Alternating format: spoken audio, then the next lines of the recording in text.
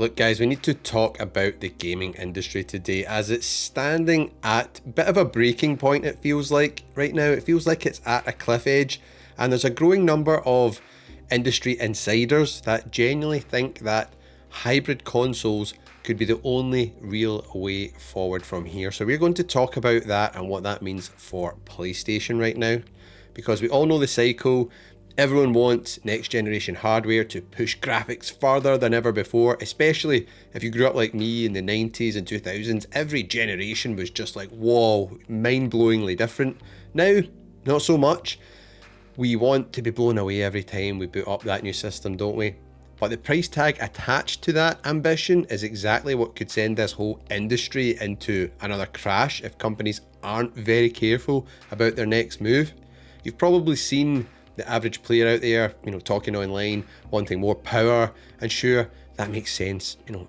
A lot of people do want that. They want the best graphics, but affordability matters just as much, if not more, right now in the real world. And the thing that matters the most is actually the quality of the games. It's all about good games.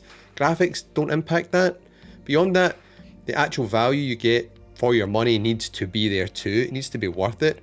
If you're dropping a ton of cash on a new box, you need to feel like you're getting, a massive leap in your experience, something different, something new, something worthwhile. Otherwise, none of it is actually worth upgrading for. If you've been paying attention to what all the insiders are saying lately, you've likely heard rumblings that the PlayStation 6 could come with a significantly faster processor and a lot more memory on board, which sounds, like that is the way the industry is going. We hear that for Xbox also. Now, under normal circumstances, upgrades like that would be more than enough to justify jumping on new hardware. We expect things to get faster. We expect more, RAM, more storage space for all these big game installs. The problem we're facing today is that none of it comes cheap at all anymore. Not that things were ever really cheap, but you know what I mean. Component prices are through the roof right now due to this AI craze the world is in. Given how things look right across the tech industry right now, some insiders think that the new PlayStation 6 could land somewhere between $1,200 and $1,300 just to hit those kind of high-end specs that are being rumoured. Let that sink in for a second. If Sony actually goes that route with the PS6, don't expect most people to buy in. That is pricing out the vast majority of the core audience who simply can't justify dropping over $1,000 on a gaming console.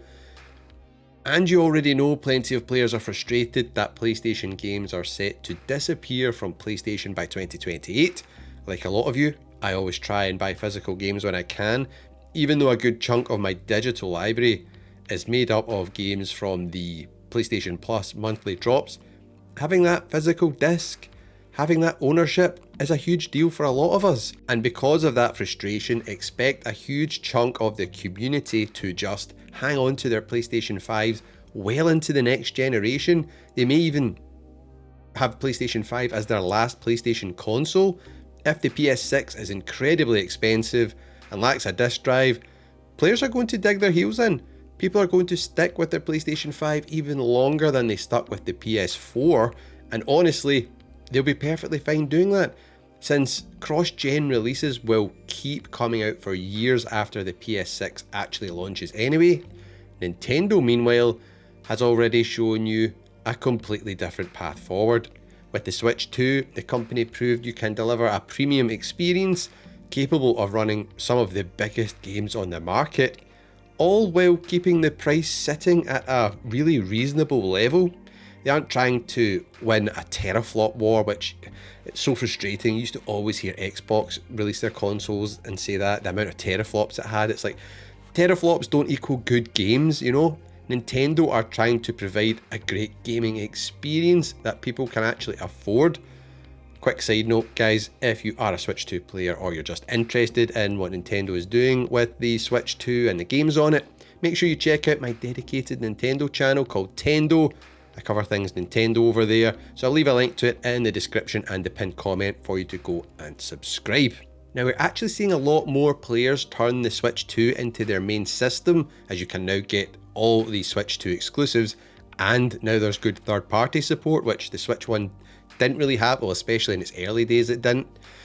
You can bet Sony and Microsoft are watching closely. There's a very solid chance they end up borrowing from that exact formula instead of trying to, reinvent it themselves.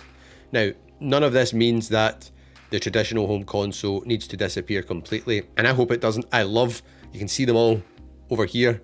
I love consoles, home consoles. It's just awesome. Such a cool, relaxing, chilled out way to play, and it's a different vibe from playing games, on my PC, on a monitor, sitting here at a desk setup. You can be chilling out on the sofa, playing your console, which is just awesome, and I love it. So plenty of people like me still want that dedicated box under the TV, along with everything that comes with it. Higher power draw still delivers the kind of visuals and smooth performance a lot of players absolutely love, and that demand isn't going anywhere. That said, you've probably noticed graphics are starting to hit a wall. Diminishing returns are the reality of where things stand right now. The leap from PS4 to PS5 wasn't nearly as mind-blowing as the leap from PS1 to PS2. Let's be honest, even the Switch 2 is putting out visuals that are turning heads and running games nobody expected to see on it a year ago. Think about when that launched. I would never have thought Cyberpunk 2077 would have ran on the Switch 2, and as well as it does, it is kind of mind-blowing. Now, it's still a step behind the big, powerful home console systems like the PS5, obviously, but that gap is closing fast. And at a price around $450 to $500, that's more than good enough for a huge number of players. Now, until the market corrects itself and hardware price starts coming back down to earth, if it ever does, fingers crossed it does, but who knows, it might not, there is a real case for PlayStation investing in its own hybrid console.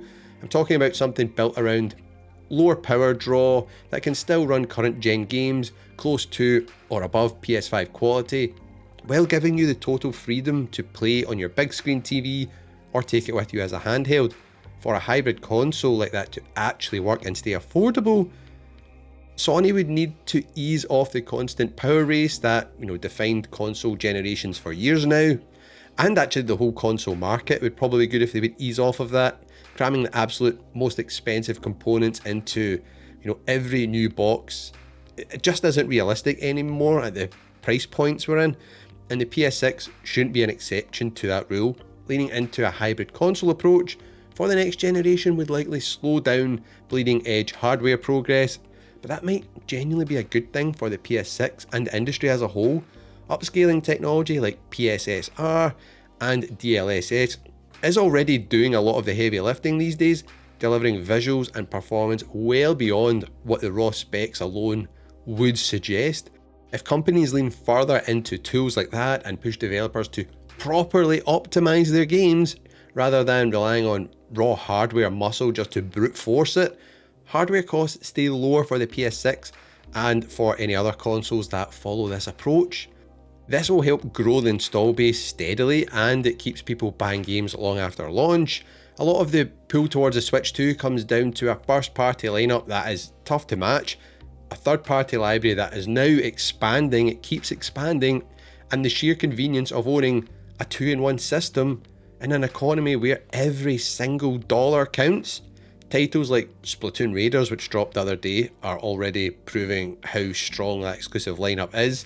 You've got Star Fox, there's Donkey Kong Bonanza, there's a ton of other stuff on the way, and with Fire Emblem and Ocarina of Time releases on the way, I guess, along with a steady stream of third-party support, there's a lot more headed your way in the portable space, which Nintendo has just cornered now. Over the next few years, I'd expect more players to make that same shift towards portable first gaming, drawn in by lower costs, added flexibility, and the undeniable value of getting both handheld and home console experiences packed into one device. It won't happen overnight, but the shift already does feel like it's underway. Let me know if you agree with that or not. Right now, nobody can say for certain how this all pans out for the PS6 or the rest of the gaming industry because everything's all over the place. But while everything does feel super uncertain, Nintendo is sticking to a formula that clearly works. Keeping new games coming, new fun, good games which are very well polished, while making sure the Switch 2 stays within reach of as many players as possible. Whether Sony follows that same path with the PS6 or sticks to raw power and a steep price tag, the next couple of years are going to say a lot about where the console gaming industry is really headed.